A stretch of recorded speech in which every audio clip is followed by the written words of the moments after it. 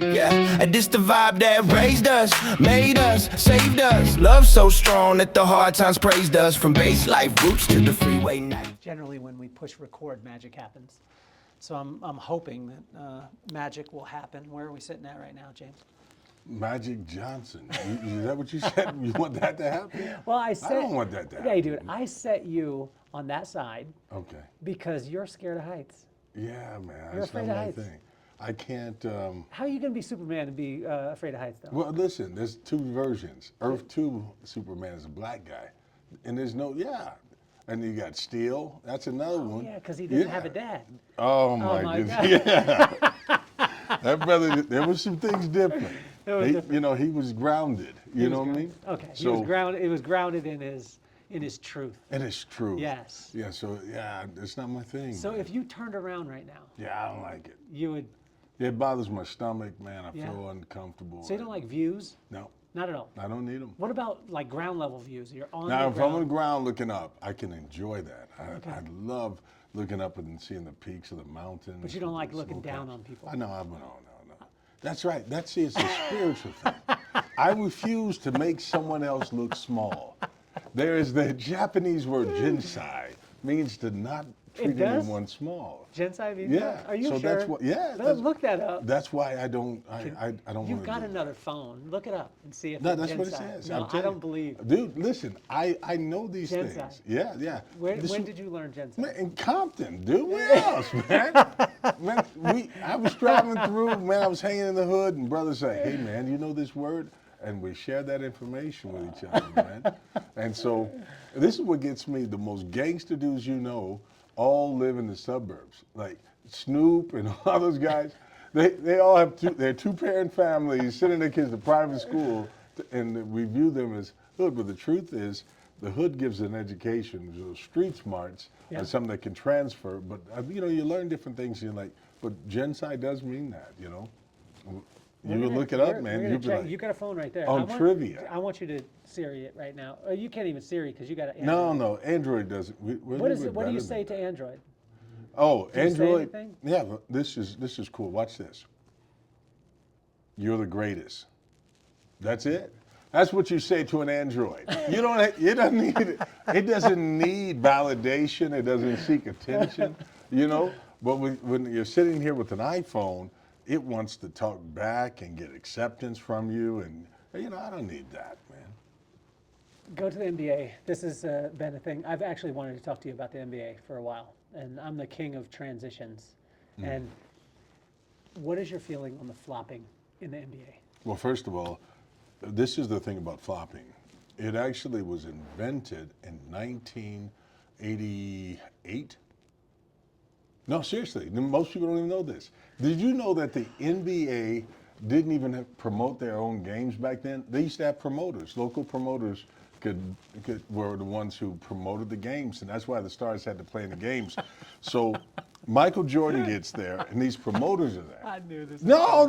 I knew this was coming. This is a fact. You said Google it. 1988. Yeah. So okay. And so the NBA was anyone could promote a game. You could pay for the right to promote it, and you get a percentage of it. Okay. So the NBA didn't promote itself, and that's why if a star didn't play in the game, it would affect the promotion of it. So it's not about the loyalty of the player. So anyway, once the NBA started doing their own promotion, Mike comes in. And I can remember against the Detroit Pistons, here he is flopping around. First time I ever saw this thing. He took him 8 years to even get out of the first round of the playoffs, And a lot of people don't think about that 8, years, that's a long time to be flopping. But you know what? He was, but he had all-star players around him to make him better. He had George Gervin. That's a Hall of Famer. That's his rookie year. He had George Gervin on the team. Dude, he played with Robert Parrish. You know what I'm saying? These are champions that taught him how to win because he didn't have that championship pedigree. Do you drink something in the morning that just gives you delusion? No, dude. Is what it is? I'm telling you, You this have is fact. delusional drink. If you look that do. up, you'll be shocked. You'll be like, oh my goodness, that is true. But do you think the flopping started with Divac? Like Vlade Divac? No. Divac just made it. Probably the start of that would have been, what's his name? Kurt Rambis. because he would just dive, but he would fall all the time. Okay. And I don't remember anybody falling as much as he did. Do you think? I mean, how do you think that? Because when I watch the NBA now, Mm-hmm. like, it's. I mean, All black? No, I didn't know where you were going with that.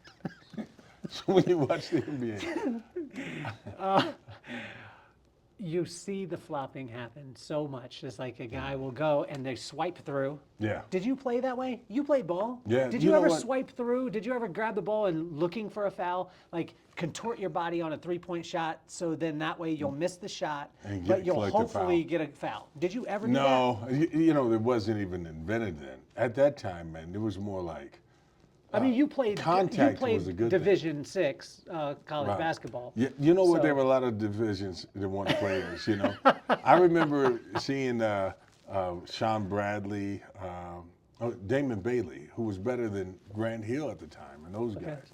You know, playing against cats like that. But I'm talking about AAU, not in real basketball. Okay. Because I was too good for that. Now when I think about it, I should have just went to the pros, man. Yeah. Yeah, like Straight from Division no, I'm talking VII. about like the Straight G from League. just Division VII. Well, the CBA when it was owned by Isaiah Thomas, I could have played in that, man. You know, because they didn't have anybody in the arena. Okay. I could have done that. I could have played pro. I could have started my own pro league. In fact, I may just do that so I can. It's like, you don't have to play in the NBA for validation. No. Just make up a name, Well, you like played the against- Neighborhood Basketball Association. I remember you playing against. We won't even name him, but you came here to Utah, right? When you got to Utah, and they wanted you to play against. Yeah, They wanted you to play, and you handled them, right? Well, this is the great thing about it. I checked them. Yeah. So for He was some reason, much taller than you too. yeah, but for some reason, like this happened. Now this happened even in church leagues. Whenever we would play against a team that had another black player, they were like, James, you have Jamal. I was like, dude, he's a point guard. What makes you think we would? And then I guess they thought you would nullify each other. Yeah. When he does that stuff, you'll know what to do. I'm like, no, man, he's a point guard. I'll be chasing this. No. And so I get here, and we're supposed to be just there, and they want me to talk at the Karl Malone Center to these girls who are cheerleaders. And I'm giving them an inspirational chat about, you're not cheerleaders, you're leaders of the cheer. You set atmosphere. And they were like, man, it's so pumped up. You know what would be great? I was like, what? They were like, let's do a quick commercial. And so this was for like an energy drink thing that they had, a health drink. And so they gave us both these shakers with the drink in it. So I sip on it, and it's pretty nasty. And I didn't Like want. how nasty? Like let's see, out of a scale of 1 to 10, about 6. 6 is nasty. Did you take the whole thing to the head? No. Well, I'm just, you know, like okay, but Thurl Bailey drunk it all. He was like, oh my goodness. I was like, dude, he's a professional actor. He's good. So he's drinking this stuff. I'm not. I set it down, and they want to take more scenes. And he picks up the one I had and just sips on a little bit more of it. He said, no, it's not bad. Puts it back down. At that point, he had 2 drinks. You know, because there's no way I'm going to drink after him. He put his whole mouth on it. You know how there's a way to do things, right? You know how you hold it, you hover it and pour it? No. That's a waterfall. That's called a waterfall. He put it straight in his mouth. It's good. I was like, yeah, that's yours, man. Yeah. And then they're like, you know what would be great? If you guys played one-on-one. I said, he played in the NBA and he's 6'11". I lost a leg and I haven't played basketball in more than 11 years. That doesn't even make sense. But they were like, okay, James, you guard Thurl. And I'm like, but Thurl still weighs like 189 or whatever. Okay, you know? yeah. He may be about 200 pounds. But I just went in. Did your ego get involved? I had to. Yeah, Because he was like, I'll take it easy. I'm like, man, get out of here. So, because I came from the hand-checked era. Okay. So, man, I just went and put my hand on his little bitty hips, pushed him out, and he shoots and misses. I'm like, he missed, that's it. I don't have to do anything else. That was the end of it. You didn't even play offense? No, man. They let that brother block my shot? No. Because I would have had to just run him over. You know what that would have looked like? It would have been great for him, like a motivational moment for anyone with disabilities, for me to just, boom, run over Thurl Bailey, score, and be like, stand over that's the top right. of- NBA, but he's 70 years old. So the idea of doing this to a 70-year-old black, I'm like, this was just bad. You know what I'm saying? I would have looked like the bad guy, so I couldn't do that. Would you have stood over him? I would have did it, man. I Yeah. would have stomped all over him, man. Yes. I would have treated him like he's a couch on the Dave Chappelle show. I'd have got him, bro. Do you enjoy watching it today? Do you enjoy watching the NBA? No, man. It's tough. Dude, so I'm a storyline guy. I used to be a fan of teams. Yeah, yeah. And then, like, if you were like, okay, remember Alonzo Mourning ended up needing a kidney. Yeah, yeah. And then came back. And then you had, there's always been like a storyline. Let's say if someone was an underdog and somehow he's outperforming. Matthew Dellavedova outplaying Steph Curry. Stuff like that happened. He's like, that's amazing. Matthew was like literally just a kid they grabbed from a foreign country who didn't speak English. Foreign country. And they got him over, put him in the finals. Dude, and he spoke English. LeBron didn't even have any help out there. It was just LeBron versus the greatest team of all time. And Matthew Dellavedova locked up Steph, held him to like 10 points a game, 1 for 90 shooting on threes. And I was like, man, that's a storyline worth watching, Has the storyline for you been watching Bronny and him play Dude, together? when I saw Bronny break the all-time record of father-son scoring, that to me, dude, how can you beat that? They are the all-time. That dude just made the Hall of Fame on that category alone. It's like the greatest father-son. They're number one by a long mile. Like, so you think about Steph Curry, Dell Curry, you can even throw in the Curry brothers together, plus they daddy, and you can't even get half the points that Bronny and his dad have scored. You're talking together in the same Yes. thing. Oh, got it. Yeah, Okay. combined. So I like those kind of sideways stats that you got. Those two did. It was No, like I mean you found the most obscure. it's the first Facts. father-son assist, and that too could get them in then. Yeah. Yeah. Do you think there's going to be any games won by the Lakers Oh yeah, by far. They'll win. against? Yeah, OKC. Yeah, they'll win the next one. And then when they get home, I think Luka will do one of those. Miraculous. Yeah, he's gonna come out out like he's Willis Reed, and have an emotional moment. He comes out because Ric Flair just called him out saying, "You're getting $50 million. Take the quarters." Ric Flair did? Yeah, Ric Flair came out and said they're paying you $50 million. You got to get out there and play, man. No matter what. Just you realize how many people have had to play injured in order to. No matter what, you got to get out there and play. Like the flu game. That's not. He didn't have the flu though. That's why Yeah, that it was crazy. pizza. So, it was the pizza that was delivered in the place where we're but at right now, in I Salt think, Lake City. I think it was, their fault. storyline because he was gambling. Plus, he had what was that? Tim O'Donnell, the sixth man of the year for three-peats. You don't remember Tim O'Donnell? Tim O'Donnell. Tim O'Donnell, the referee who got caught. Oh, man. Yeah, he reffed those games, dude. And he was gambling on it. And I was like, man, so they created a storyline where Mike's like, oh, I'm sick. And Scotty's carrying him around. I was like, hey, what's going on with you? And he's like, no, I'm just pretending. And the reason why I know this to be true is because Tim O'Donnell went to jail. And then they made Mike retire because of the scandal on his name and stuff. And then on top of that, not the child labor stuff about the little kids who are 8 and 9 building the Jordan shoes. That doesn't even matter. I don't even want to bring that up because that's petty. You know what I mean? I wouldn't even. Mike has done an exceptional job of raising his children. I was thinking about even like his son Marcus. It's amazing to see how his godmother, Scottie Pippen's wife. You know what? Never mind. That's a bad example. I'm trying to think. Maybe it's the other one that made it to the NBA. No. Maybe they went when they played at North Carolina behind. Doggone it. Bronny went pro with a heart attack, and still, you know what I mean. I was just thinking, but there's storylines. You know what? Just stay with that. I don't.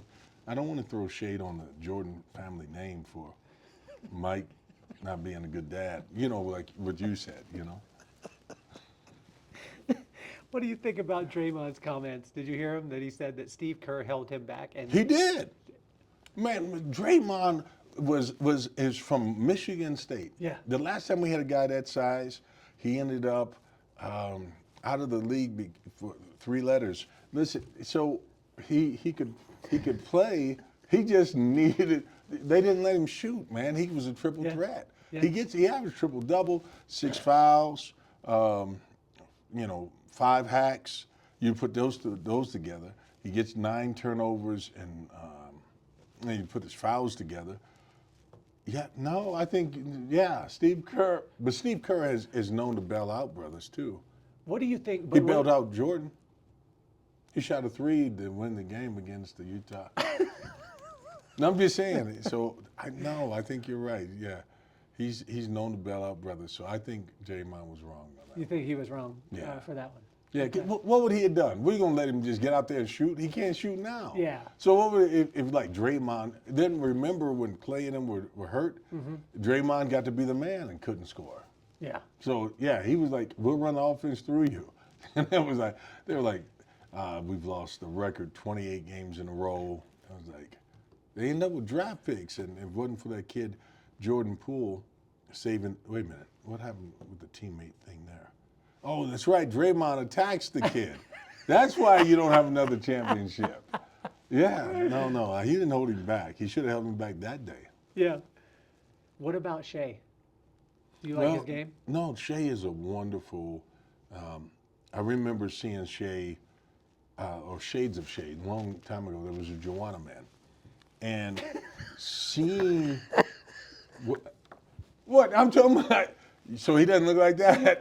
He looks just, no, man, I don't like his game, man. It is. He's taken that James Harden how to draw a foul thing to such a new level that the game gets uglied up, and it was like. So the stats look phenomenal. 38 points, 20 for 22 from the free throw line, and you're like, man, but it's horrible to watch. And then they win. They have enough defense. They got enough length and athleticism. And you get everyone else in foul trouble with all that antic stuff. Yeah, I would say, but the thing about it is like he's the expert foul drawer now. And even when they had his cousin, this theme about him and his cousin growing up together, they both end up in the NBA Finals. He's guarding them last year. Yeah. And he just fouled him out of the game. He's like, step through, foul. I was like, yeah, this is not. It was the least watched NBA Final in the last 10 years. Really? Yeah.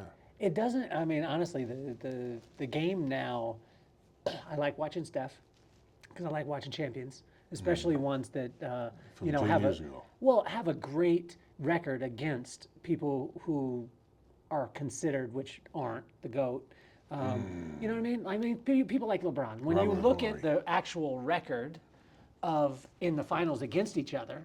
You're talking about the Eastern Conference Finals. No, I'm talking about. Well, you got to count those. No, He has more Eastern Conference rings. I'm talking about Steph Curry against LeBron But- in the finals. but look What's at- the record? But what about the conference Is it finals? 3-1? I don't It's know. 3-1. I don't keep track of those Yeah, things I because it's know. not about whether you win or lose. It's how you play the game. They- Look at yeah. look at how you did it. I'm just saying, that's the way it goes. Because LeBron doesn't. It's not about stats. He's not the greatest scorer of all time, or assist of all time, rebounds of all time, father-son combo. Because of longevity, it was just that he was Michael Jordan 2.0. And if it wasn't for the shoes, we wouldn't even remember Michael. Michael would be Michael Thompson. I'm just saying what people say. I was reading the comments of some of your followers, and that's what they wrote. What would you say about when Bam Adebayo scored The more greatest in a game than Kobe? Yes, he was better than him. And he had how many free throws did he have in that game? Man, you know what? 38, I think he hit, which is amazing accuracy for him. When I think about Bam being better than Kobe, I never would have thought it until I saw that game. And he clearly is because 83 beats 81. And he did it without ball hogging. You know, that's amazing to me. You know, whereas I know that Kobe set the record. You know, sidebar, but it is related. You know, like when LeBron passed Jordan in scoring, and Jordan shot it 1,500 times more than LeBron ever did. You know, so so every once in a while, a player like Bam comes out of nowhere. What Bam is what, from Nigeria or something? I don't know where he's from. Well, you know, I think let's just say he's from Ghana. You know, like you say, because you always say black people are from there. So watching him, Bam, do his thing, go out there and just score with such